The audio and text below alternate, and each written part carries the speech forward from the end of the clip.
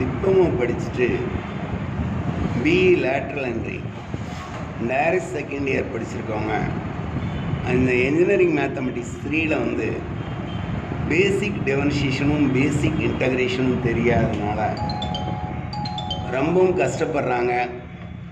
Result வந்து below 2 to 3% தான் result வந்து வருதுங்கிறதுனால அவங்களுக்கு கொஞ்சம் பேசிக் டிஃபரன்ஷியேஷன் இன்டகிரேஷன் சொல்லிவிட்டு இது காம்படிட்டிவ் எக்ஸாமில் படிக்கிறவங்களுக்கும் அவங்களுக்கு ரொம்ப முக்கியங்கிறதுனால அந்த டிஃபரன்ஷியல் கால்குலஸில் ஒரு 2 வீடியோ போட்டு அடுத்து நம்ம சிலபஸ்குள்ளே போகிறோம். இந்த டிஃபரன்ஷியல் கால்குலஸ்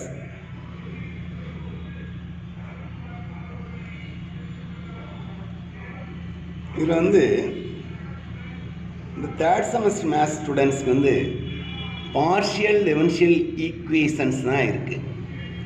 அப்போ நமக்கு ஒரு ஆர்டினரி டிஃபரன்ஷியேஷன் பார்ஷியல் டிஃபரன்ஷியேஷன் எங்கே பயன்படுத்தணுங்கிறது தெரியணும். இப்போ y f of xன்னு வச்சுங்க. இந்த ஒய்ங்கிறது எக்ஸை பொறுத்து இருக்கக்கூடிய ஒரு கோவை. அப்போ இந்த எக்ஸுங்கிறது ஒரு இண்டிபெண்டன்ட் வேரியபிள், இந்த ஒய்ங்கிறது டிபெண்டன்ட் வேரியபிள். இங்கே ஒரு டிபெண்டன்ட் வேரியபிளும் ஒரு இண்டிபெண்டன்ட் வேரியபிளும் இருக்குது. அப்போ என்ன பண்ணுறோம், ஆர்டினரி டிஃபரன்ஷியேஷன் யூஸ் பண்ணுறோம். ஃபார் எக்ஸாம்பிளாக y some 3x - 2ன்னு வச்சுங்க. x 1ன்னா இங்கே இந்த ஒய்க்கு பதிலாக இந்த ஒய்யில் வந்து எக்ஸோட மதிப்பு 1 பிரதிக்கிட்டிங்கன்னா y 1ன்னு ஆயிடும். இப்போ x 5ன்னு வச்சுட்டிங்கன்னா இந்த y 13 வந்துடும். x 10ன்னு வச்சுட்டிங்கன்னா இந்த y வந்து 28 வந்துடும். இப்போ இந்த both X and Y are variables தான். இந்த எக்ஸும் எக்ஸினுடைய மதிப்பும் மாறிட்டு தான் இருக்குது. அதுக்கு தகுந்தாற் போல் ஒய்யோட மதிப்பும் மாறிட்டு தான் இருக்குது. ஆனால் இந்த ஒய் எப்படி இருக்குன்னா டிபெண்ட் ஆஃப் எக்ஸாக இருக்குது. எக்ஸை சார்ந்து இந்த ஒய்யினுடைய மதிப்பு மாறுது. அதனால் இதை சார்பு மாறி, அதாவது டிபெண்ட் வேரியபிள்னு சொல்லுவோம். இந்த எக்ஸுங்கிறது ஒய்யை சார்ந்து இல்லை, எக்ஸ் தானாக மாறுது. அதனால் இதை இண்டிபெண்ட் வேரியபிள்னு சொல்லுவோம். எப்பயுமே ஒரு இண்டிபெண்டன்ட் வேரியபிள் வர்றப்போ ordinary differentiation that is D by DX அப்படின்னா டிஃபரன்ஷியேட் வித் ரெஸ்பெக்ட் டு எக்ஸ்ன்னு அர்த்தம்.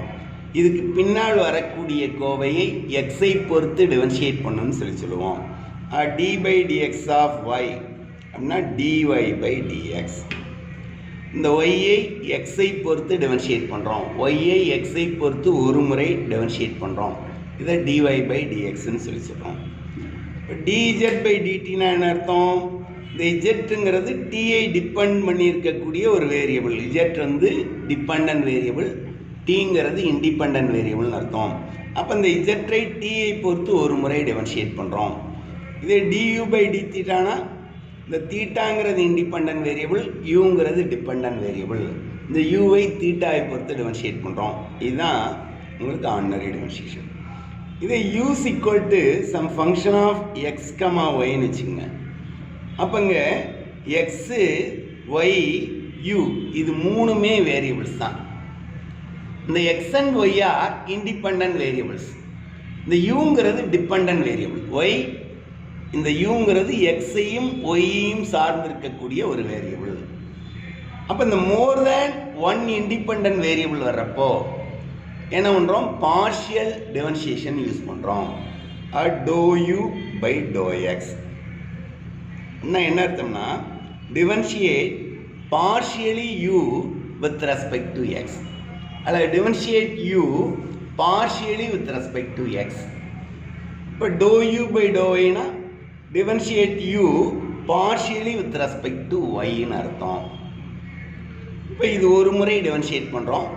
மீண்டும் டிஃபரன்ஷியேட் பண்ணோம்னா இது doe squared U by doe X ஸ்கொயர்னு வந்துடும். Doe by doe X of doe U by doe X, அதான் doe squared U by doe X square. அப்படின்னா யூவை எக்ஸை பொறுத்து 2 முறை டிஃபரன்ஷியேட் பண்ணுறோம்.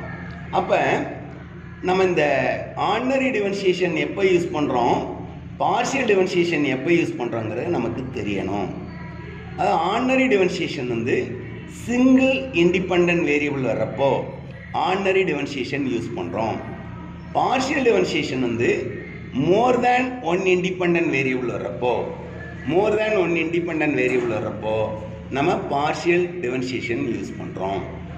இப்போ இதை க்ளோஸ் பண்ணுப்பா. இப்போ நம்ம இதில் ஒரு 10 ஃபார்முலாஸ் மட்டும் இங்கே பாருங்கள். d/dx of X power N n into X power n minus 1. அது இந்த பவரால் பெருக்கி பவரில் ஒன்று மைனஸ் பண்ணுறோம். இப்போ d/dx ஆஃப் c அப்படின்னா கான்ஸ்டன்ட், அது ஆர்பிட்டரி கான்ஸ்டண்ட்டாக இருந்தாலும் சரி, நியூமரிக்கல் கான்ஸ்டண்ட்டாக இருந்தாலும் சரி, ஏபிசி இந்த மாதிரி ஆர்பிட்டரி கான்ஸ்டன்ட் இருந்தாலும், 1 2 3 இந்த மாதிரி நியூமரிக்கல் கான்ஸ்டன்ட் இருந்தாலும், இந்த கான்ஸ்டண்ட்டை டிஃபரன்ஷியேட் பண்ணோம்னா என்ன ஆயிரும்? 0.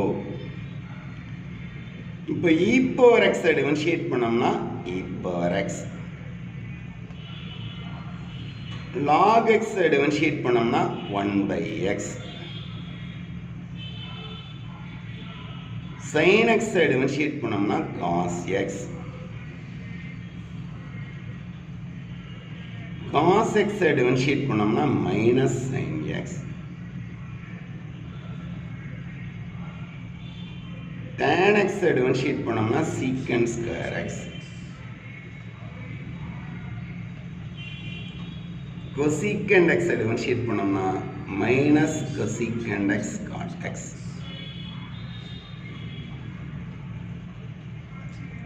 secant எக்ஸை டிஃபரன்ஷியேட் பண்ணோம்னா secant X tan X, cot எக்ஸை டிஃபரன்ஷியேட் பண்ணோம்னா மைனஸ் cosecant ஸ்கொயர் எக்ஸ். இப்போ இந்த 10 ஃபார்முலா இது இல்லாமல் இன்வர்ஸ் ட்ரிக்னாமெட்ரிக் ஃபங்க்ஷன்ஸ், அதில் ஒரு 6 ஃபார்முலா, மொத்தமே இந்த 16 ஃபார்முலா வச்சு தான் டிஃபரன்ஷியேஷன் படிக்கிறோம். இந்த டிஃபரன்ஷியேஷனுடைய நேர்த்தலைகீழி தான் integration, anti differentiation.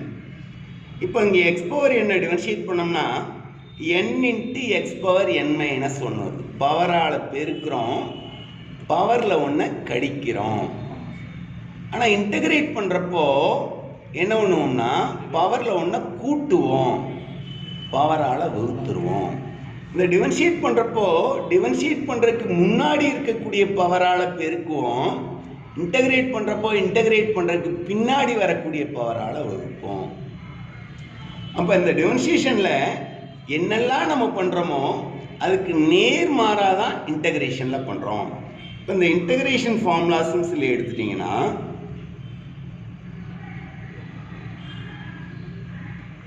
Integral X power என் டிஎக்ஸ் அப்படின்னா இந்த எக்ஸ் பவர் என்னை எக்ஸை பொறுத்து இன்டகிரேட் பண்ணுறோம். நான் X power N plus 1 by N plus 1 plus C. e power X integrate பண்ணோம்னா e power X,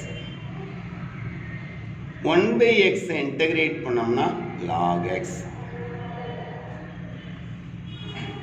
sin x integrate பண்ணோம்னா மைனஸ் cos x. இங்க பாருங்க, cos x டிஃபரன்ஷியேட் பண்ணா மைனஸ் sin x, அப்போ மைனஸ் sin x இன்டகிரேட் பண்ணா plus cos x, அப்போ plus sin x integrate பண்ணா minus cos x. இப்போ cos x இன்டகிரேட் பண்ணோம்னா sin x, secant square x integrate பண்ணோம்னா tan x, cosecant square x integrate பண்ணோம்னா minus cot x, secant x tan x integrate பண்ணோம்னா secant x, cosecant x cot x integrate பண்ணோம்னா minus cosecant x, tan x integrate பண்ணோம்னா log secant x, cot x integrate பண்ணோம்னா log sin x. இப்போ இந்த formulas, அதாவது இந்த டிஃபரன்ஷியேஷனுடைய அப்படியே உல்டா formula தான் இன்டகிரேஷன். இங்கே பாருங்க, sin x டிஃபரன்ஷியேட் பண்ணால் cos x, அப்போ cos x இன்டகிரேட் பண்ணால் sin x, cos x differentiate பண்ணால் மைனஸ் sin x, அப்போ மைனஸ் sin x இன்டகிரேட் பண்ணால் cos x, அப்போ ப்ளஸ் sin xனா minus cos x, tan x differentiate பண்ணால் secant square x, secant square x integrate பண்ணால் tan x, cot x differentiate பண்ணால் minus cosecant square x, அப்போ cosecant square x integrate பண்ணால் minus cot x. Secant X differentiate பண்ணால் secant x tan x. அப்போ secant x tan x integrate பண்ணால் secant x. Cosecant x differentiate பண்ணால் minus cosecant x cot x. அப்போ cosecant x cot x integrate பண்ணால் minus cosecant x. இதனுடைய உல்டா formula.